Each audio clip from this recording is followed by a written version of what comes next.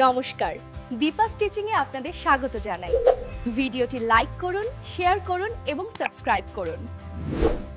আমার স্নেহের ছাত্রছাত্রী, আমি দীপান্বিতা ম্যাডাম, আমার ইউটিউব চ্যানেল দীপাস টিচিং এ তোমাদের প্রত্যেককে স্বাগত জানিয়ে বলি, আজকে পাত সংস্থান তত্ত্বের আলোকে হিমালয় পর্বতের উৎপত্তি ব্যাখ্যা করো। এই প্রশ্নটি ক্লাস 12 সেমিস্টার 4 এর জন্য এবং ক্লাস 12 সেমিস্টার 4 এর যে 5 নম্বরের প্রশ্নগুলি হয় তার জন্য অতি গুরুত্বপূর্ণ। এছাড়াও এটা কিন্তু মাধ্যমিকের জন্য একটি গুরুত্বপূর্ণ প্রশ্ন, তাই এই ভিডিওটা সবাই একদম প্রথম থেকে শেষ পর্যন্ত স্কিপ না করে দেখবে। চ্যানেলে নতুন হলে অবশ্যই চ্যানেলটা সাবস্ক্রাইব করে রাখবে এই রকমই গুরুত্বপূর্ণ ভিডিও পেতে। যেহেতু একটা গুরুত্বপূর্ণ প্রশ্ন এবং তার উত্তরটি ঠিক কিভাবে লিখলে তুমি 5-এ 5 পাবে এবং অল্প কথায় লিখে তুমি এই ফুল মার্কস পেতে পারো, তার জন্য একদম রেডি করে দেওয়া আছে। তাই অবশ্যই লাইক করো আর বন্ধুদের মাঝে শেয়ার করে দিও। পাত ভূগঠন তত্ত্বের আলোকে হিমালয় পর্বতের উৎপত্তি ব্যাখ্যা করো। তোমরা বুঝতেই পারছো প্রশ্নটি তোমরা মাধ্যমিক থেকেই শুনে আসছো, ভীষণ গুরুত্বপূর্ণ একটি প্রশ্ন। এর উত্তরটি কিভাবে লিখবে?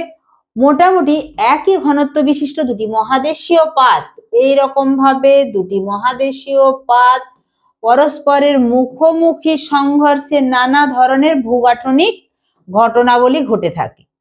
তার মধ্যে একটি গুরুত্বপূর্ণ হলো ভঙ্গিল পর্বতের সৃষ্টি।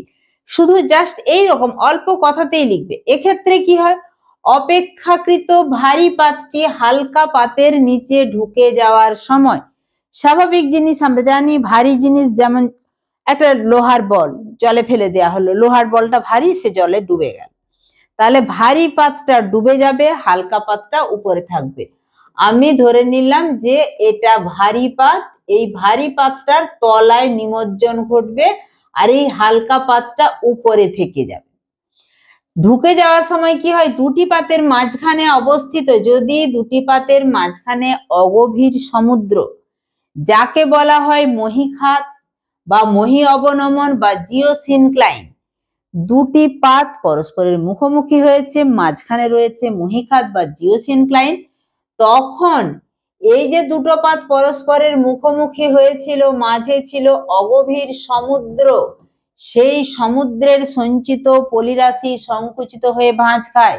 পাত দুটি আরো পরস্পরের দিকে, এরা যখন আরো পরস্পরের দিকে এগিয়ে আসতে থাকে তখন ওই ভাঁজপ্রাপ্ত শিলা আরো বেশি করে ভাঁজ খায় এবং গিরিজনী প্রক্রিয়ার মাধ্যমে অবশেষে এই যে মিলনস্থল বা সংঘর্ষ, যেই অঞ্চলটাতে পরস্পর মুখোমুখি হলো, যেই অঞ্চলটাতে জিওসিনক্লাইন বা মহীখাত অবস্থান করছিল, সেই মহীখাতের সঞ্চিত পলিতে আরো প্রথমে ভাঁজ খেয়েছে সঞ্চিত পলিতে, পরে আরো যখন এই পাতগুলো পরস্পরের দিকে এগিয়ে এসছে এই সঞ্চিত পলিতে আরো ভাঁজ খেয়েছে এবং গিরিজনী প্রক্রিয়ায়, এই প্রক্রিয়াটাকে গিরিজনী প্রক্রিয়া বলে, গিরিজনী প্রক্রিয়ার মাধ্যমে অবশেষে ভঙ্গিল পর্বতের আকার ধারণ করে। এখানে দেখানো হয়েছে একই দিকে চলনশীল মহাদেশীয় পাত দুটির সংঘর্ষে পলিস্তরের সংকোচন এবং ভঙ্গিল পর্বতের উত্থান ও ভূমিকম্পের সৃষ্টি। এখানে দেখো হিমালয় পর্বতের উৎপত্তি দেখাতে গিয়ে এদিকে ইউরেশীয় পাত এগোচ্ছে আর ওদিকে ইন্দো অস্ট্রেলীয় পাত।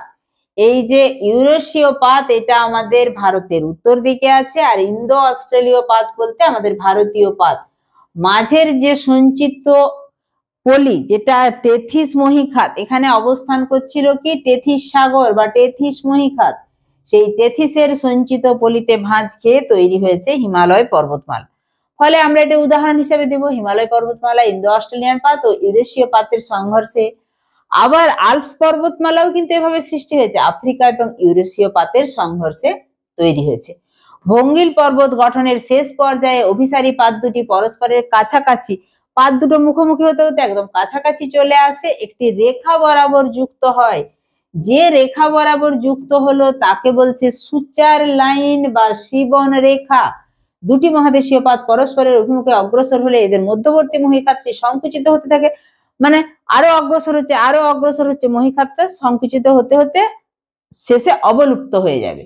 অবশেষে মহীখাতটি দুটি মহাদেশীয় পাতের সম্মুখ চলনের ফলে দুটি মহাদেশীয় পাত আরো সম্মুখ চলনের ফলে এই যে বলছিলাম অবলুপ্ত হয়।